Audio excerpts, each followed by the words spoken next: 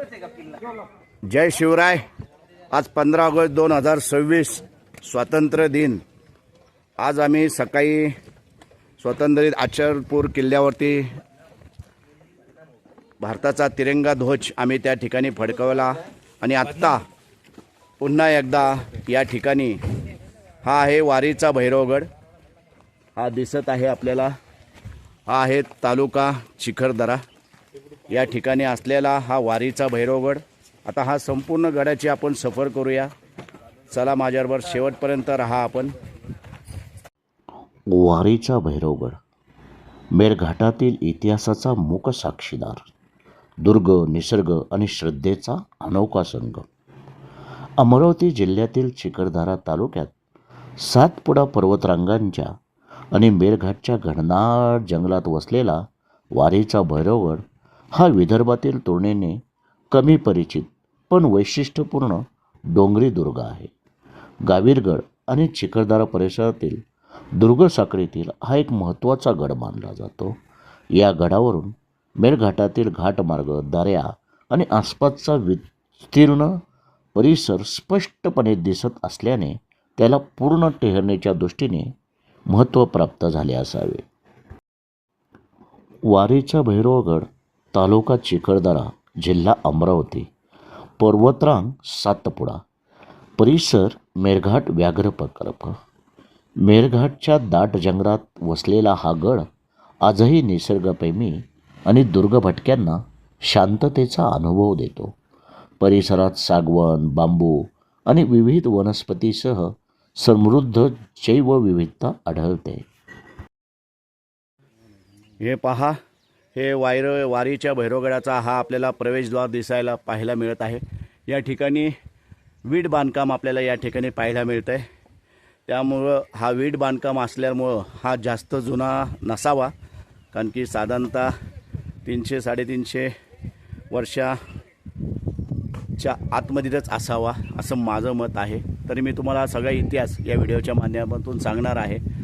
Exact या ठिकाणी काय काय झालं होतं आणि कोण कोण राजे होऊन गेले तर संपूर्ण या व्हिडिओमध्ये तुम्हाला सांगणार आहे। शेवटपर्यंत माझ्याबरोबर राहा। चॅनलवर नवीन असाल तर चॅनलला सबस्क्राईब करा, लाईक करा, शेअर करा आणि बेल आयकॉन हे क्लिक करायला विसरू नका, जेणेकरून माझी येणारी भटकंती सर्वात प्रथम तुमच्यापर्यंत पोहोचेल। चला आता संपूर्ण या गडाची तुम्हाला सफर घडून आणतो। गडावरील भैरवनाथ मंदिरमुळे या दुर्गाला भैरवगड नाव पडले असावे। स्थानिक ग्रामस्थ आणि भाविक आजही भैरवनाथाला या डोंगर रांगांचा रक्षक देव मानतात। काही ठिकाणी विशिष्ट दिवशी येथे यात्रा आणि पूजा आयोजित केली जाते। वारीचा भैरवगड हा इतिहासात प्रसिद्ध असलेल्या गावीरगड किंवा नरनाळ्यासारख्या विस्तृत नोंदीमध्ये आढळत नाही।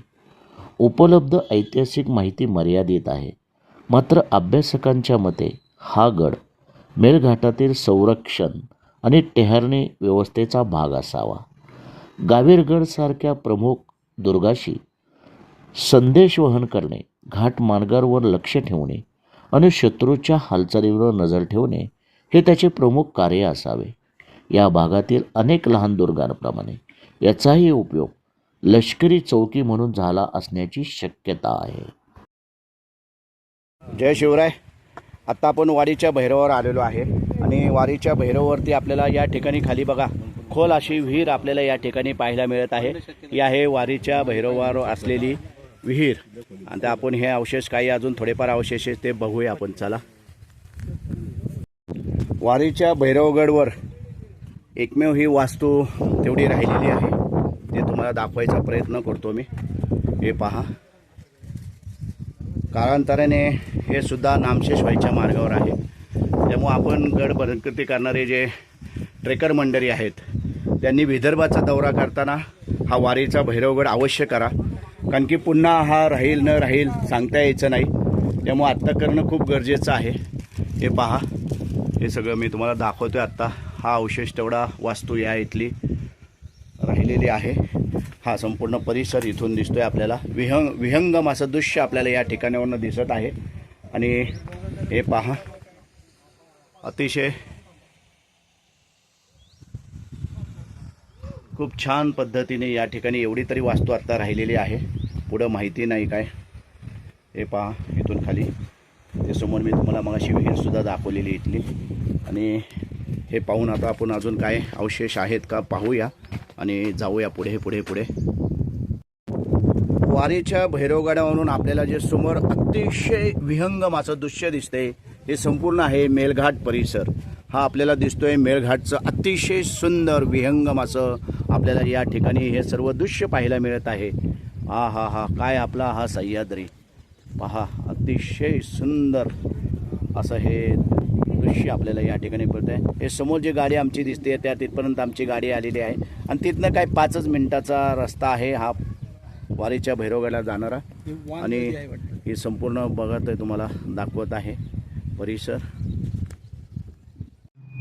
वारीच्या भैरवगडावर मोठ्या प्रमाणात वास्तू शिल्लक नसल्या तरी काही अवशेष दिसून येतात, जसे की तटबंदीचे अवशेष, दगडी पायऱ्या, पाण्याच्या टाक्यांचे अवशेष, भैरवनाथ मंदिर, पहारेकऱ्यांच्या जागा, नैसर्गिक कातरकडे. या अवशेषांवरून गडाची रचना संरक्षणासाठी केली गेली होती हे स्पष्ट होते.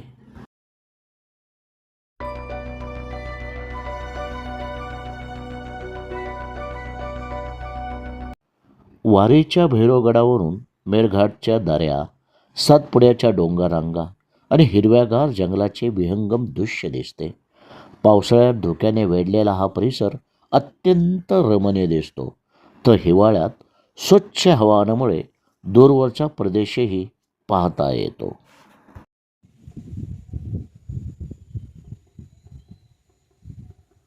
जय शिवराय. आत्ता आपण वारीचा भैरवगड हा जो माझ्या पाठीमागं आपण पाहतात, थोडेसेच अवशेष राहिलेले आहेत, जास्त काही राहिलेलं नाही आहे. आता ह्या संपूर्ण वारी भैरवगडाची आपली सफर झालेली आहे. बघायला आपल्याला 5 ते 10 मिनटं खूप झाले आणि या ठिकाणी येण्याचा मार्ग मी तुम्हाला डेस्टिनेशनमध्ये देणारच आहे. अतिशय सुंदर असा वारीचा भैरवगड शेवटच्या घटका हा मोजत आहे. तर कृपया जे आपले ट्रेकर मंडळी आहेत ते जेव्हा विदर्भाचा दौरा करतील त्या विदर्भाच्या वेळेस हा वारीचा भैरवगड अवश्य करा. कारण की माहीत नाही पुढच्या येणाऱ्या काळात हा जो राहिलेली वास्तू आहे ती कदाचित पुढच्या वेळेस आपल्याला बघायला सुद्धा मिळणार नाही. आपण आशा करूयात की ही वास्तू आपल्याला पाहायला मिळेल.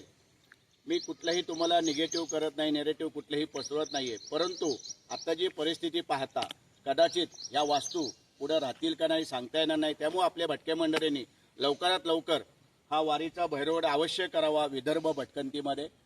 चला आता या ठिकाणी थांबतो. जय हिंद, जय महाराष्ट्र, जय शिवराय.